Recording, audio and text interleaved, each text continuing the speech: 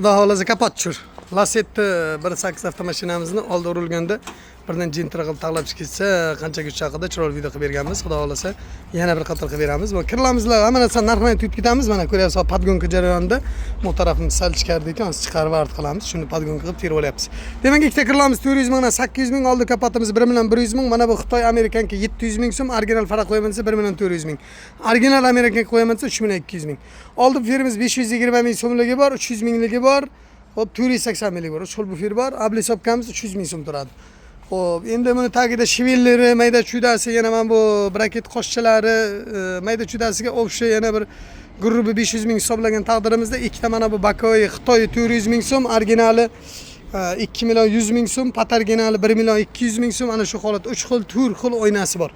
Salonlarga keladigan bo'lsak, salon holatlariga, xudo xolasa salon holatlarini ham birdan polni jentira holatiga keltirish uchun, ya'ni mana bularni almashtirayotgan bo'lsa 500 ming so'm bularni almashtirishiga, tabloni podsvetka qilib terish, chiroyli qilib berishiga o'sha 1 million salon qismiga ketadi. Mana shu mashinani Lasetti'ni jentira qilishga. Xo'p, buni dokumentiga nima bo'ladi deydiganlar uchun dokumentiga o'sha 1 million 700 ming so'm qayta jihozlari bilan 700 ming so'm texpasport almashga 2 million 400 ming so'm ketadi. O'sha Lasetti jentira tashqi ko'rinishga ega deb yozib berish uchun.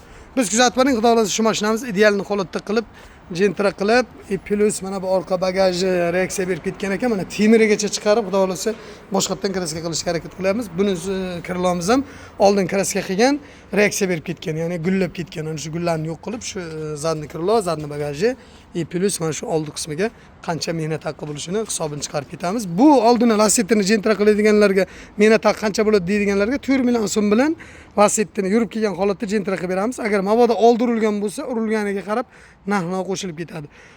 Lasetti'ni jentira qilib polni pakraska qilib bering deydiganlarga 10 million so'm mehnat haqqimiz bo'ladi. 3 million so'm kraska materialiga ketadi. 7 million so'm mana bu Lasetti mayda chuda salon qismlari, Bakoy oynalarigacha zapchasiga ketadi. O'sha 20 million so'm pul ketadi.